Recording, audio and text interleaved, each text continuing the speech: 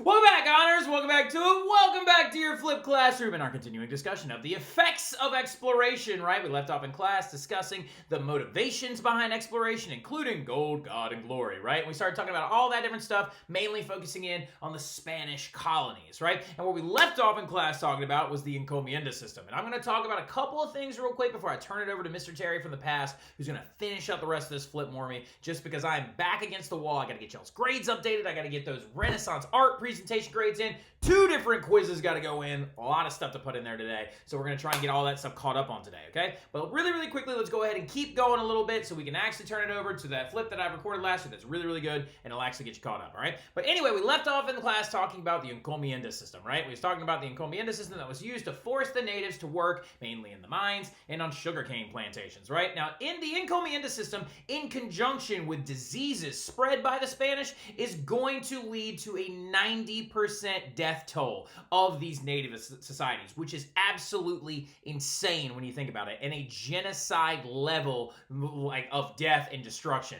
This is also, though, then going to cause Europeans to replace the natives and that lost workforce with African slaves, which we're going to talk about the slave trade system here in a couple of seconds, right? Now, what we also have to understand, though, is that while the Spanish are doing this terrible, god-awful encomienda system to the natives, leading to, again, a genocide level of death amongst native populations in North and South America, you are going to see other Europeans strike out to try and grab a hold of land in North America and begin to colonize that area. Now, while the Spanish and Portuguese are settling Central and South America, the Europeans that have eyes on North America are 2 other ones. If you have a couple guesses, I wouldn't be surprised if you said the British and French, right? Which is actually exactly right if you did say the British and French, right? Now, we're going to focus in on the French first and foremost, and we're going to talk about how the French are going to try to basically build what they refer to as New France, right? Of starting all the way up in Canada and then going down the Mississippi River into what is now modern-day Louisiana.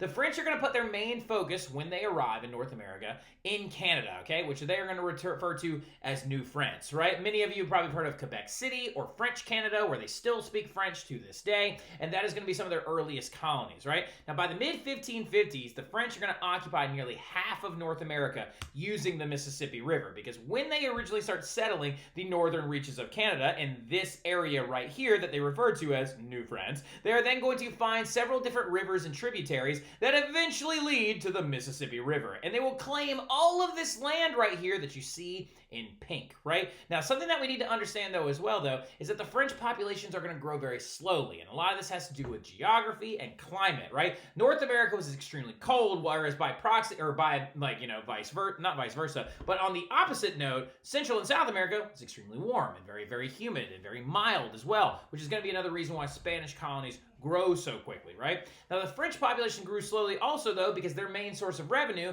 was hunting fur and actually fishing as well, right? And a journeyman economy was set up in North America. These 2 things right here being the main source of furs and fish that the French wanted, okay? The fish that they're going after is codfish, which there is a large population of in northern North America up towards Massachusetts. And then these adorable little cute guys right here are, of course, known as beavers, right? That they actually saw for the very first time in North America, and they did not know existed before this entire thing. What they're going to do, though, is they're going to actually hunt beaver, and they're going to turn them, as my wife is literally pointing to her head, she's exactly right. Literally, what they're going to do is hunt beaver and turn their pelts into hats, all right? So right now, it's just going to be a very common part of French trade economics. And the French colonies will eventually expand down the Mississippi River, though, include Louisiana and Indiana as well. But the thing to keep in mind is those colonies grew very slowly, and a lot of it has to do with a journeyman-style economic function, okay? But now we're going to pivot, and we're going to start talking about the British colonies, and I'll see y'all soon. I'll talk to y'all in class. Go ahead and watch the rest of this flip from Mr. Terry from the past, and he'll wrap it up for you. Y'all have a good one.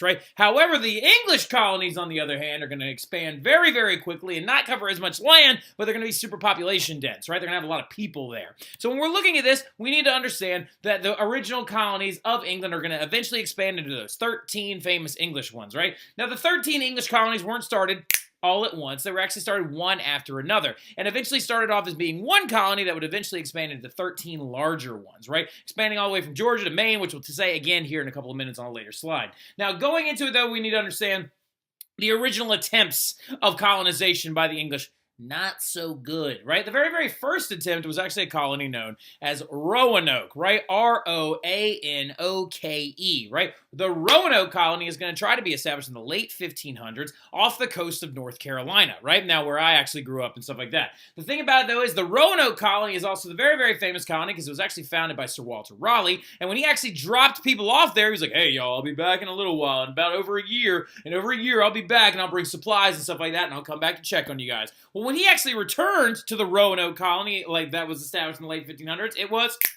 gone, right? It was gone. It vanished, right? It's also known as the Lost Colony, right? The Lost Colony, the Roanoke colony, disappeared, and all the people disappeared along with it, right? And no one knows where they went exactly, but some of the only evidence that was actually left behind was some markings in a tree that actually had been scraped in there that said Croatan, which is the Native American tribe that actually lived nearby. So we believe that actually maybe the Native Americans might have actually killed and ransacked the colony, but we're not positive, right? So going into it, though, that is the very first attempt. Didn't go so hot. The first permanent settlement, though, is actually going to be that known as Jamestown, Virginia, right? It's going to be established in 1607. Now, interestingly enough, it was founded by this thing called the Virginia Company, right? Heavily related to the English East India Company, but the Virginia Company was actually named after Queen Elizabeth, right? We talked about her quite a bit already, how she's going to actually bring England back to Anglicanism. We talked about her in the Reformation. We're talking about her again in the next unit as well, because she is this boss of a queen that just does not mess around. The Virginia Company was named after her, though, because she never got married, and she was known as the Virgin Queen, right? And hence why it's going to be called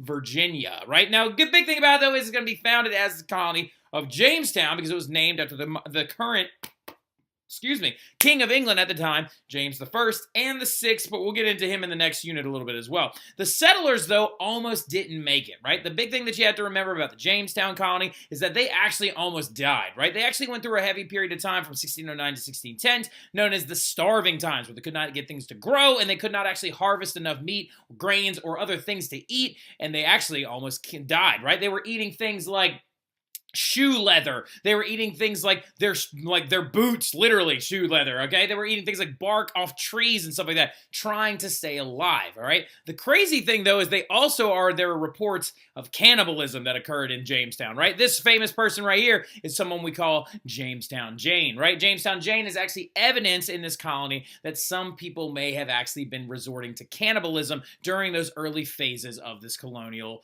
attempt, right? And you can actually see the tool marks on her skull from where they actually were removing the skin off of her face and eating it to try and stay alive. Now, eventually, though, the Native Americans would actually help the Jamestown colonists survive, and they would actually teach them things like fertilization using fish on corn, how to fish in the area, and how to stay alive during those harsh winters, right? But also, though, the thing about it that is actually going to benefit the English more than anything else is not the aid of the Native Americans, which should be the biggest thing, but also the Native Americans showed them a crop that the English didn't know existed, and it was none other than tobacco, right? Tobacco is going to become a heavy cash crop, and it is going to make so much money for the English, it's going to be absolutely hysterical, right? So the big thing about it is because the English and the Europeans never interacted with tobacco. They never interacted with nicotine before. They didn't know how it was going to affect anybody, but it turns out people loved it. Fun fact about the tobacco that was actually used also in the 1600s, going into in 17, 18, later on even into the 1900s, is how it was used by different classes of people. Poorer communities either smoked or chewed it, but the funny thing about it is really, really rich people actually snorted tobacco in the form of this thing called snus.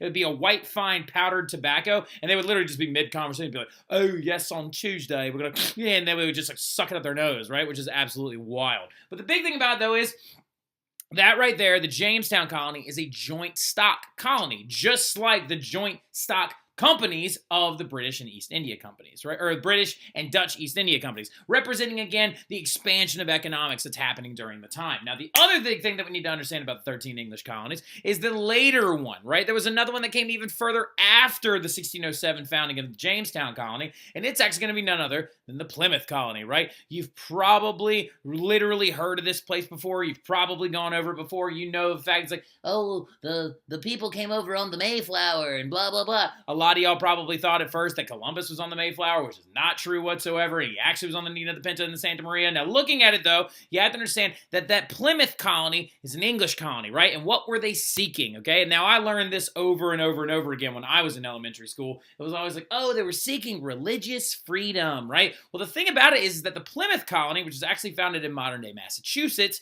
is actually going to be a group of English Protestants that were being heavily persecuted. And they're going to found their colony in 1620. And that right there is the very, very famous Plymouth Rock, right? Where they actually inscribed the year 1620 onto the rock itself, signifying the actual, like, landing of the Mayflower on the coasts of Massachusetts. Now, the interesting thing about this, though, as well, is everybody thinks that Plymouth Rock is huge in their mind. I've actually seen it before. It's actually really only about, like, as big as the top of one of the desks in my room. Actually, probably a little bit smaller, right? Then there's this big fence around it, and there are all these tourists, and they're like, oh, a rock.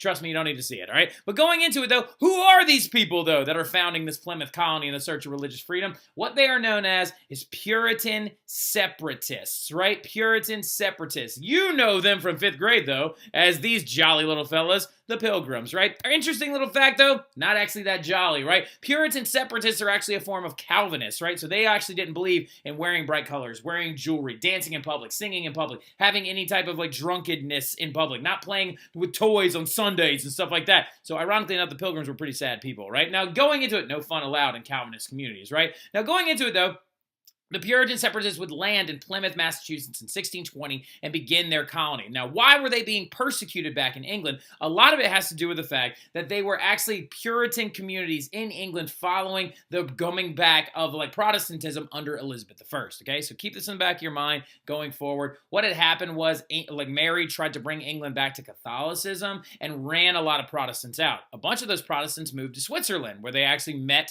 and talked and learned underneath the guidance of John Calvin. And then he actually is a Calvinist. Then they returned back to England after Mary died and brought with them the ideas of their Calvinist faiths, right? Or the ideas of Calvinist faith. And they mixed Anglicanism with the Calvinism idea, and they began to be known as Puritans, right? And the Puritans' biggest beef with the Anglican Church at the time was that it had too many Catholic elements, right? Too much Catholicism still lingering around in that church. So they wanted to, quote unquote, purify the church, as you can see. And the kings and queens of later Stuart monarchies are not going to like them, and they're going to want them to leave, right? So they actually give them a charter, and they allow them to colonize a part of North America, right? And that's why they landed in, like, Massachusetts in 1620, and nobody really liked them back in England, and they were heavily persecuted against. That's why they went over and settled that area, right? Because Puritan separatists were those English Protestants who were persecuted back in England. There are reports of some of them having their ears cut off and stuff like that by local authorities, and, like, a lot of other things as well. But the Puritans were like, fine, we've had enough. We're not going to try and fix your church. We just want to go over and we're going to do our own thing, right? So they actually bumped over to the Americas, started their colony there. But what you're going to see happen, though, as well, is that colony is going to grow pretty large, right? Now, why is all of this important? Why is it important to understand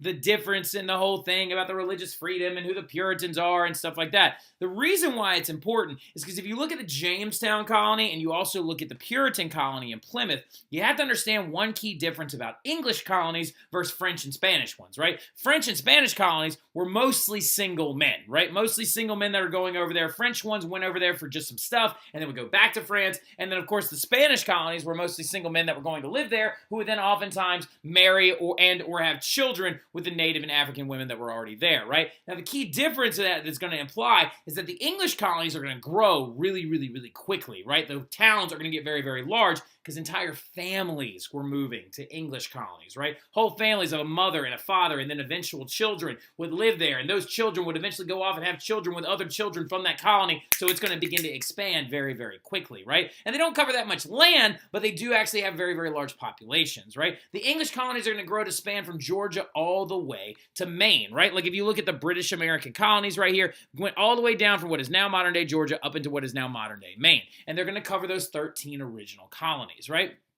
Now, going into it, though, you have to understand, looking at this map, there are a lot of other folks out there, right? A lot of other people out there, and we got different colors on this map. The pink signifying the British, right? And by the way, this is going to be a fill-in-the-blank section on your test.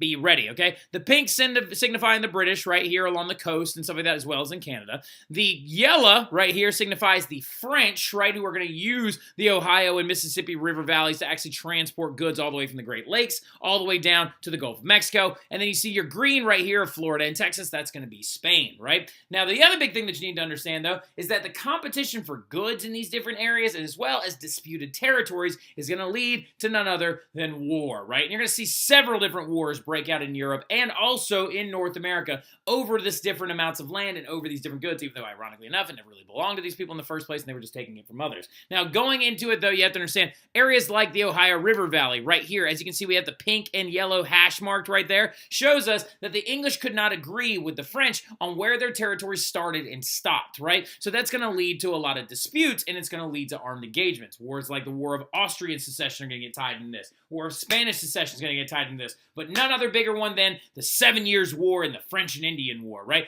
Write that down. The 7 Years' War and the French and Indian War. It's actually two wars that happen at the same time that we tend to lump together as being the very first worldwide war. And they're going to happen in the 1750s, right? We're going to talk about it again a little bit later on, but heavy amounts of war are going to result from these interactions, the disputed territories, and the resources that are there. These wars would actually eventually shift the balance of power and eventually help lead to full-scale revolutions, especially a big one that happens down in France, and as well as the one that happens in America, right? So keeping in mind that colonial competition will lead to war, which will then later on lead to revolution, right? Now, going into it, though, something else you need to understand is we've got to talk about the global market, right? So the global market is expanding, and we're also seeing one of the most disgusting things in history ever happen, the growth of the Atlantic slave trade, right? So something that you need to understand is that when you were little, you talked about the globalized marketplace in elementary school, and you usually learned it this way, right? You might have even learned it this way in geography last year, talking about this thing known as the triangular trade, right? The triangle trade was this trade route that apparently went from Europe to Africa, Africa to the North American colonies, and the North American colonies back to Europe again.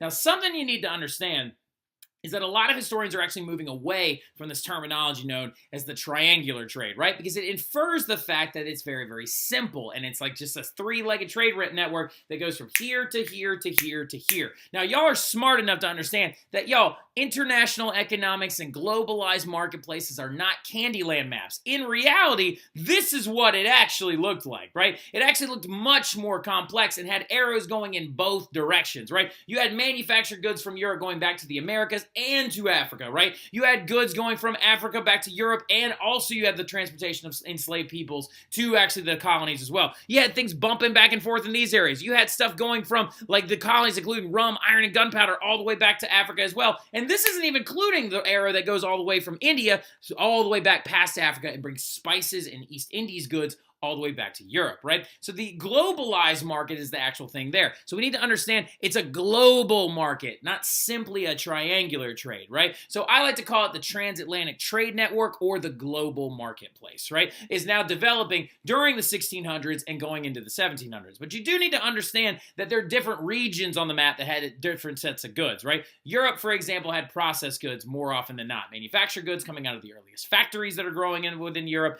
And then as well, the Americas had raw materials, and then Africa was transporting mostly slaves, right? Now, going into that whole process, we need to understand the slave trade and why it's such a disgusting thing in history. Why did the slave trade boom around the late to mid 1600s, and why is it going to become so entrenched into historical culture during that time period? A lot of it has to do with the fact that plantations in the colonies are beginning to grow, right? For example, in the Caribbean, South and Central America, you have very, very large-scale sugarcane plantations, right? As well as in Louisiana. You then also will later on, going into the 16 and 1700s and then the later 1800s, see the expansion of goods like rice, cotton, indigo, and other things like that, and tobacco being grown in the North American colonies, right? The thing about it is, y'all, that encomienda system that was originally being used by the Spanish colonies led to the further death and destruction of peoples of native descent. And because of that, since they're losing their workforce, since they're dying off due to the harsh conditions of the mines and the plantations, the Europeans began to turn to an African slave-based system, right? And so it's going to increase the actual, like,